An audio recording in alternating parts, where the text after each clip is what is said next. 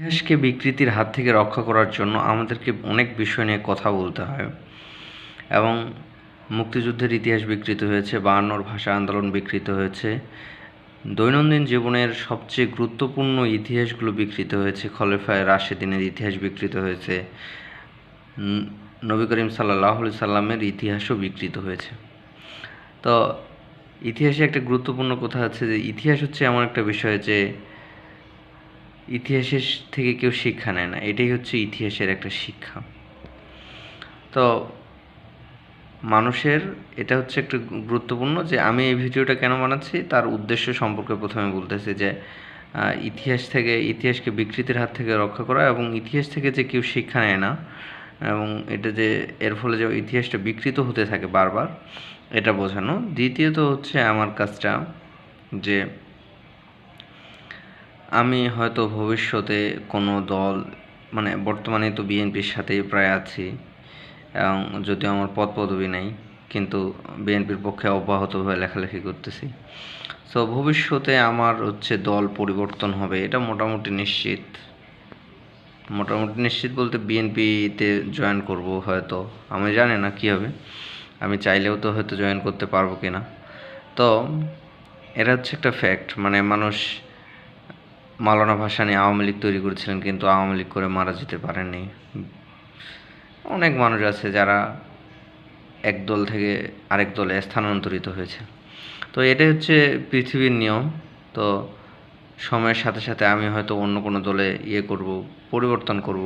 কাজী নজরুলের, আল মাহমুদের, এরকম বিখ্যাত মানুষের হচ্ছে কি দর্শন পরিবর্তন হয়েছে, কিন্তু আমি চাই না জুলাই ইতিহাস, যেটা জুলাইয়ের যে অভ্যুত্থান যার মাধ্যমে ফ্যাসিস্ট শেখ হাসিনা দেশ থেকে বিতাড়িত হয়েছে, সেটার ইতিহাসটা হচ্ছে পরিবর্তন মানে হয়ে যাক, যেটা সত্য সেটা মানুষ জানুক, এটাই হচ্ছে আমার মূল লক্ষ্য।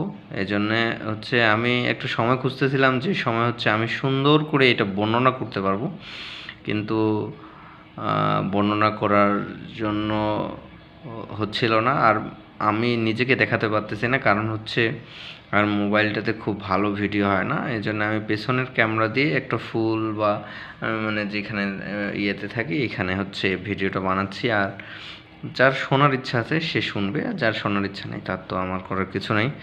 So that's enough.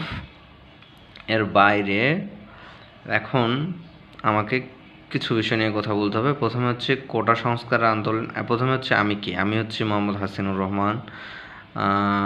আমি বর্তমানে হচ্ছে শেরেবাংলানগর আদর্শ মহিলা কলেজে হচ্ছে লেকচারার, আর তার আগে হচ্ছে নর্দার্ন ইউনিভার্সিটিতে কিছুকাল চাকরি করেছি। তার আগে হচ্ছে আমি ঢাকা বিশ্ববিদ্যালয় থেকে পড়াশোনা সমাপ্ত করেছি। আমি 2017-18 সেশনের শিক্ষার্থী। আমি 17 সালের সেপ্টেম্বরে, 22 সেপ্টেম্বর আমাদের ভর্তি পরীক্ষা হয়েছিল সম্ভবত, এবং 25 সেপ্টেম্বর রেজাল্ট দিয়েছিল। মানে 18 সালের শুরুর দিকে আমি বিশ্ববিদ্যালয়ে পদার্পণ করি, আর তখন থেকেই হচ্ছে জুলাই অভ্যুত্থানের শুরুটা। কিন্তু জুলাই অভ্যুত্থানে বিএনপির দাবি যে অনেক আগে থেকে শুরু হয়েছিল, এটা নিছক কথা না, এটা একটা গুরুত্বপূর্ণ কথা যে আসলে এটা অনেক আগে থেকেই শুরু হয়েছিল। তো আমাদেরকে এই বিষয়টা সম্পর্কে বিস্তারিত জানতে হবে।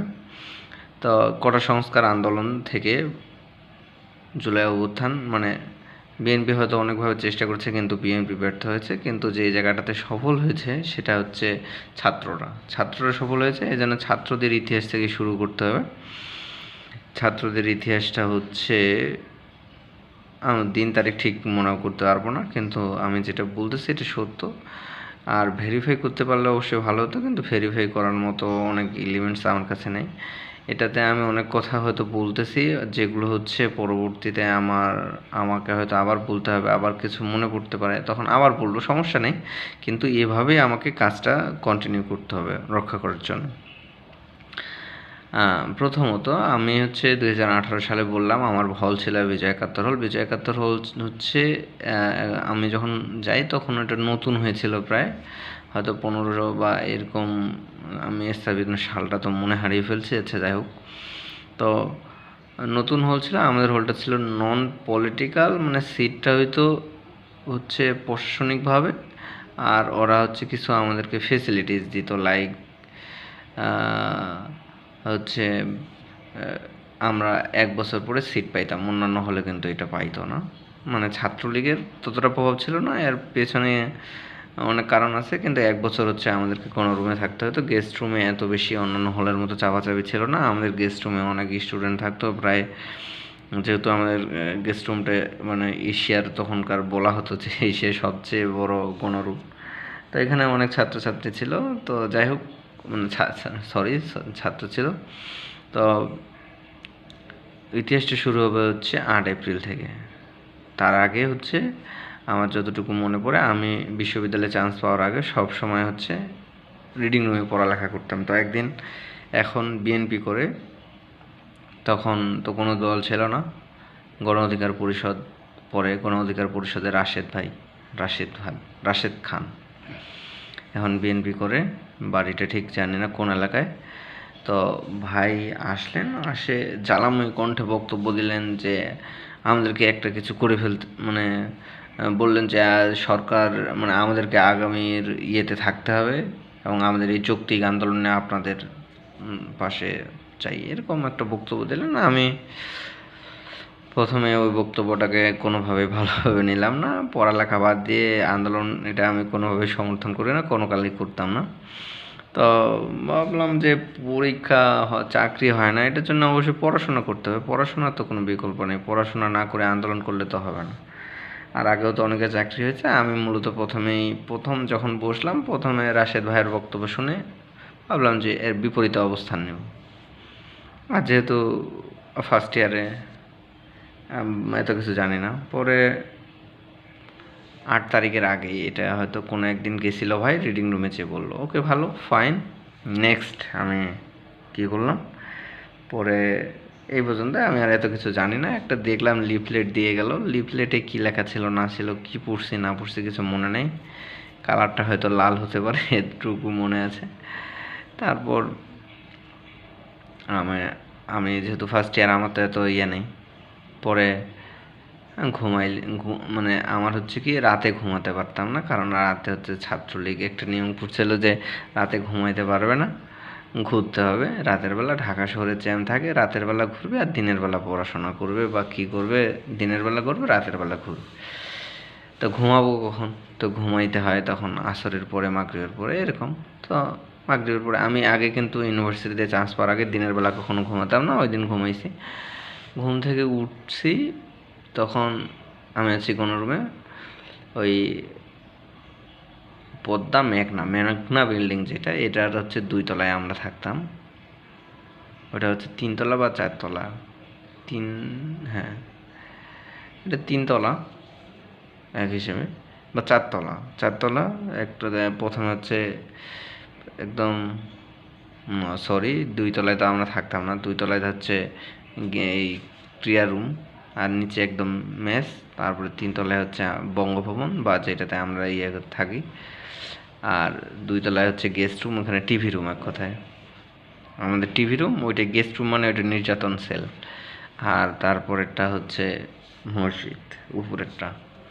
তো উঠছি, মেঘনা বিল্ডিংটা হচ্ছে মাঝখানে, যেহেতু উঠে আমি শাহবাগের দিকে তাকাইছি, কারণ ওইখান থেকে ইয়ে করলে শাহবাগের দিকেই চোখ যায়।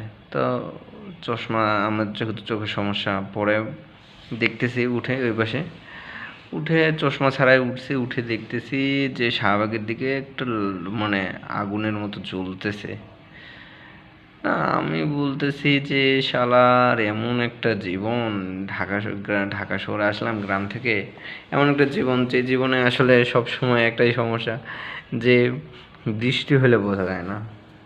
রাতে বৃষ্টি হইতেও প্রতিদিন ঘুমাই, কিন্তু বৃষ্টি হয় একদিনও টের পাই না, এটা একটা আফসোস। তা আজকে বৃষ্টি হইলেও টের পাইলাম না দিনের বেলায়, তা এটা একটা আফসোস। কারণ আমি আসছি জানুয়ারি 27 তারিখে হলে উঠছিলাম। তো ফেব্রুয়ারি, মার্চ, এপ্রিল, 2 মাসের মধ্যে আমি আর ঢাকা শহরে এত কিছু কী বুঝবো। তো পরে বুঝতে পারলাম না আসলে, খুব বন্ধুবান্ধবরা বললো এই আন্দোলন হচ্ছে, আন্দোলনের কারণেই হচ্ছে এটা হচ্ছে টিয়ার শেল মারার কারণে আকাশটা এরকম লাল বা এরকম কিছু একটা দেখা যাচ্ছে। আমি বুঝতে পারলাম যে একটা গ্যাঞ্জাম।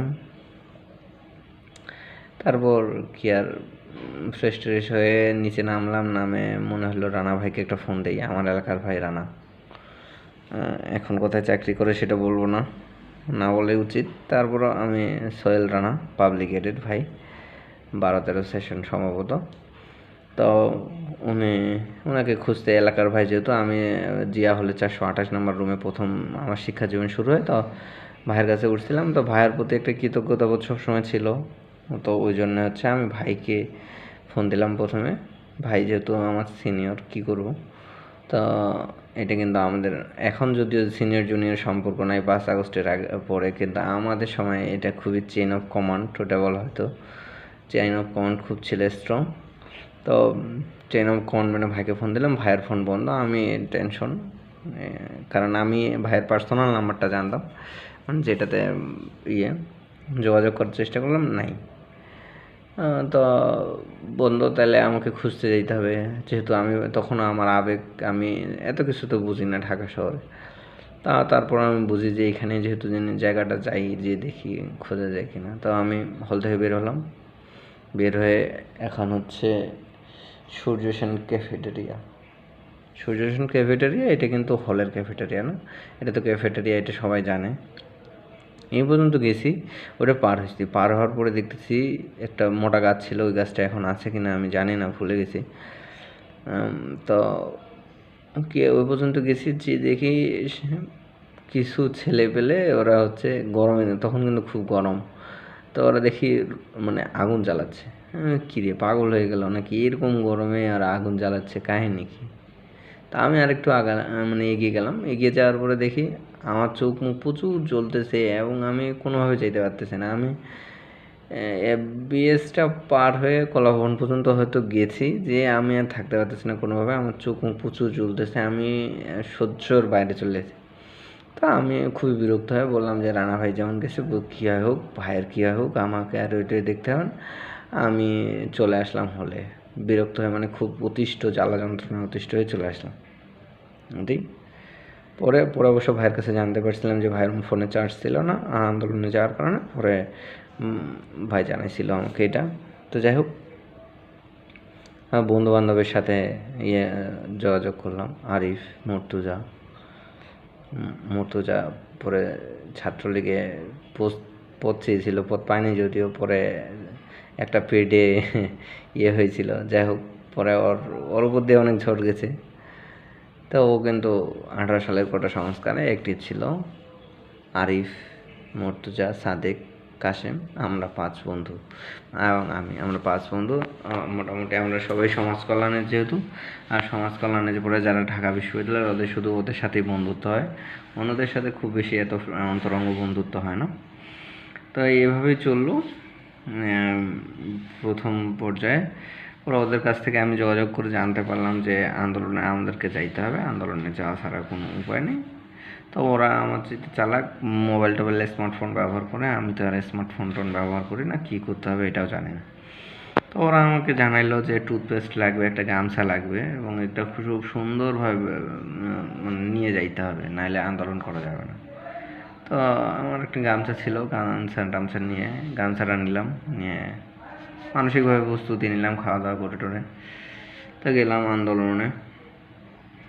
আন্দোলনে প্রথম থেকে আমাদের হলো, অংশগ্রহণ শুরু হলো। কীভাবে আসলে পরে কখন কোথায় গেছি এগুলো তো এত বেশি মনে নেই, তবে গেলাম যে আমাদের যতটুকু মনে পড়ে, আমরা হচ্ছে শাহবাগে, পুলিশের যেহেতু ছিল, আমরা শাহবাগ পর্যন্ত, শাহবাগটা অবরোধ করতে যাচ্ছিলাম, ওইটাই আমাদের টার্গেট। কিন্তু পুলিশ যাইতে দিচ্ছে না, পরে কি আর যাইতে হয়তো পারতেছি না কোনোভাবেই। তখন আমরা হচ্ছে চেষ্টা করতেছি, মানে ওইটা অতিক্রম করতে হবে। এটা কিন্তু 18 সালের 8 ফেব্রুয়ারি, না সরি 8 এপ্রিলের গল্প। 8 এপ্রিল থেকে শুরু হয়, আর 11, 12 বা কয় তারিখে শেষ হয় ঠিক জানি না। তো যাই হোক, তারিখটা যতদূর আমার মনে থাকবে বা যতটুকু আমি পারি নিরপেক্ষভাবে বর্ণনা করার চেষ্টা করব, কোনো সমস্যা নেই, পরে তারিখটা এগুলো খোঁজা যাবে। তো আমরা এভাবে যাচ্ছিলাম। তো একটা জিনিস হচ্ছে কি, আমরা যখন একটু আগাচ্ছিলাম তখন টিয়ারশেল মারতেছিল, বড় ভাইয়েরা আমরা সব ছিলাম। আমরা হচ্ছে এই এখন যে লাইব্রেরি এবং মসজিদের মাঝের রাস্তাটা দিয়ে আমরা যাওয়ার চেষ্টা করতেছিলাম হলের দিকে, কারণ আমরা চাইছিলাম না আমরা শহরার্থীর দিকে যাই। শহরার্থীর দিকে যে যদি কোনো সময় কোনোভাবে ধরা পড়ে যাই তাহলে তো মায়ের খাবো, সেই মায়ের ভয়টা তো সবসময় থাকেই। তো যাই হোক, ওটা আক্রমণ মানে ওরা ইয়ে করতেছিল, আমরা ওটা ইয়ে করতেছিলাম, যাওয়ার চেষ্টা করতেছিলাম, কিন্তু পারলাম না। যাই হোক, কোনোভাবেই পারি নাই অতিক্রম করতে। তারপরে হচ্ছে যেহেতু কোনোভাবে অতিক্রম করতে পারতেছিলাম না, তারপরে স্প্রিন্টার মারতেছিল প্রথমবারের মতো। আমি তো প্রথম যেহেতু যাচ্ছি আমার খুবই ভয় লাগতেছে, তারপরে স্প্রিন্টারের ভয়টা অতিক্রম করে আমি যাওয়ার চেষ্টা করলাম। তো কাদানো গ্যাসটা খুবই ডেঞ্জারাস ছিল। আমার বন্ধু আরিফের অবস্থা খুবই খারাপ হয়ে গেছিলো। ও মানে এমনভাবে ইয়ে করতেছিল, মানে বাঁচবে না। আমরা মনে করছি যে ও মরে গেছে। যাচ্ছে আরিফ, বরিশালের আরিফ, সমাজ কল্যাণের 17-18 সেশনের, মানে আমার বন্ধু, যেহেতু বললাম আগেই তো পরিচয় দিছি। তো বাঁচবে না, ওকে আমরা ধরে নিয়ে আসলাম, আসে আগুনে মানে তাপ দিলাম, তাপ দিয়ে ওকে ভালো করলাম। পুরো ও তার আন্দোলনে থাকবে না, কি আর মনে হলো ও চলে আসবে না। আমরা অটল, এবং আমাদের মধ্যে সবচেয়ে সাহসী হচ্ছে কাশেম। কাশেমের উপরে ছাত্রলীগের পদ ছিল, যদিও জুলাই অভ্যুত্থানেও ভালোভাবে ভূমিকা পালন করছে এবং আমার সাথে ইয়ে ছিল, ওইগুলো পরে বলবো, সমস্যা নেই। কাশেম খুব সাহসী, এবং আমার মনে আমি যত সাহসী মানুষ দেখছি বিশ্ববিদ্যালয়ে, তার মধ্যে হচ্ছে ও একজন। এভাবে প্রথম পর্যায়ে আরিফ মনে হয় প্রথমে পিছু হটলো, কারণ ওকে টিয়ার শেলটা ওর মুখের সামনে এসে পড়ছিল এবং ওর অবস্থা খুবই খারাপ হয়ে গেছিলো। এই হচ্ছে প্রথম পর্ব। 15-16 মিনিট হয়ে গেছে, এটা নাহলে আপলোড দিতে দেরি হবে, সময় লাগবে। এই জন্য আমি দ্বিতীয় পর্ব করব, আস্তে আস্তে সবগুলোই বলবো যতটুকু পারি। প্রথম খণ্ড, দ্বিতীয় খণ্ড, এভাবে আসতেই থাকবে।